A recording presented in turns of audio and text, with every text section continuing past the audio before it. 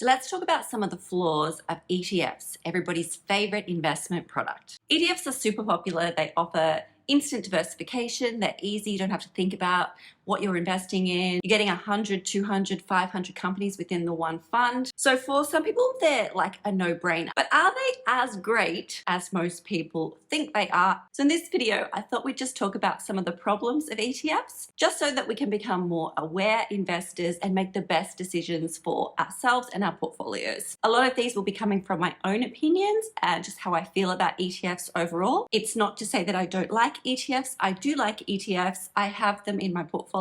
They make up about 25% of my portfolio and the rest are single stocks. And I do think that they're a good investment for beginners who are starting out, who don't really know what to invest in. They're a good way to get started, especially index ETFs.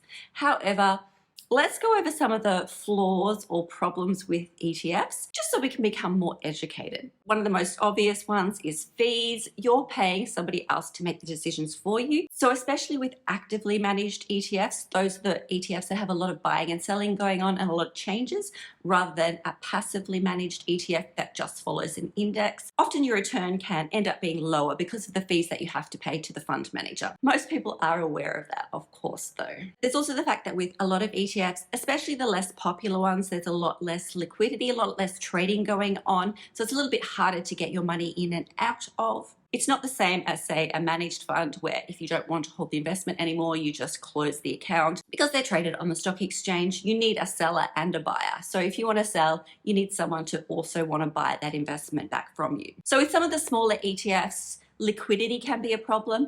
Obviously, that's not the case with the larger ETFs, but it's something to be aware of. Now, if you're an income investor or you want to try and optimize your tax through franking credits, a lot of ETFs aren't always optimized for franking. And that's obviously the case because they're holding so many companies, and not every company, especially within Australia, has those franking credits.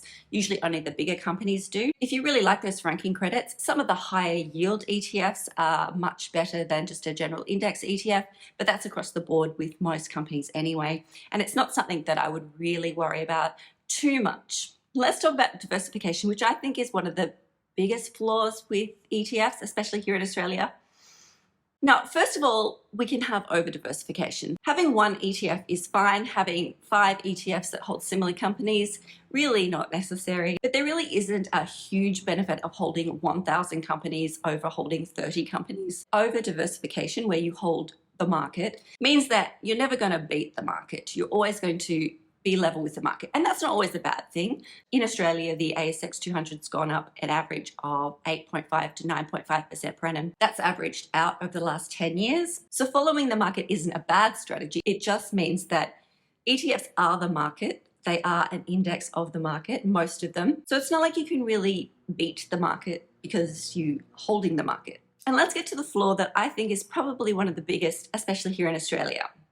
And that is that you probably aren't quite as diversified as you think you are. Now, sure, your ETF might hold 200, 300 companies, but most of those ETFs are heavily weighted towards the bigger companies within Australia. So if you go and have a look at the holdings within that company, you will find that 5 companies make up 30% of the fund, and the top 10 companies usually hold about over 50% of that fund. And then that comes down to the funds that try to have equal weighting towards each of the companies within that fund. That means there's going to be a lot of buying and selling to try and keep those levels even, and that's going to increase the fees. So if you take VAS, which is the most popular ETF in Australia, which holds 300 companies, over 50% of the value of that fund is made up of just 10 companies. And you're pretty much just holding all of the financials and a lot of materials. So sector-wise, you're pretty much holding all the banks plus BHP and a few other big companies within Australia. So sure, you might have a really small stake in some of the other companies within Australia, but because the fund is weighted towards capitalisation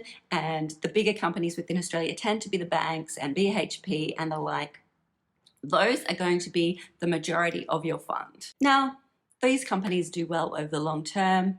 The banks always do well, except when there's a pandemic. The materials sector is well known for high returns, but you've got to realize that most of your fund is taken up by 5 to 10 companies, even if you're holding 300. And then there's the issue of, because of the popularity of ETFs, more fund managers are trying to push out more and more ETFs. So fund managers have become salespeople now, trying to get investors into their new product, and they want to make it as exciting and as new and as innovative as possible. So their focus is now more on trying to attract investors rather than trying to optimize the portfolio. ETFs really were, they started by Vanguard, was just a way to trade funds, managed funds, on the stock exchange. And the focus was supposed to be on index ETFs, just to make it really easy for people to invest in them. But now we have so much specialized and smaller ETFs that are popping up that fund managers are trying to attract new customers to, that sometimes you've got to consider you are now being sold products to rather than your money trying to work the best way it can for you. Not all ETFs are created the same. The sad fact remains that most index funds and ETFs are